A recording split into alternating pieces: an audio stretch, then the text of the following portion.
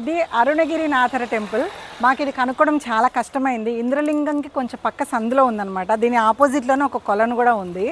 So నేను ఇందాక వీడియోలో చెప్పినట్టు మనము అరుణాచలగిరి పరమేశ్వరుడు పడుకున్న ఆకారంలో ఉంటే కనుక ఈ గుడి అనేది పరమేశ్వరుని కాళ్ళ భాగంలో ఉంటుందన్నమాట. మెయిన్ టెంపుల్ వచ్చేసి పరమేశ్వరుని ఉదర భాగంలో ఉంటుంది. సో ఇది 3వ టెంపుల్ అనమాట. ఈ టెంపుల్ కంప్లీట్ చేసుకుంటే 1 డేలో 3 టెంపుల్స్ ఒకటే రోజు చూడగలిగితే చాలా మంచి ఫలితాలు ఉంటాయంట. ఈ అరుణగిరినాథర్ టెంపుల్లోని శివలింగాన్ని స్వయాన విష్ణుమూర్తి ప్రతిష్ఠించారట.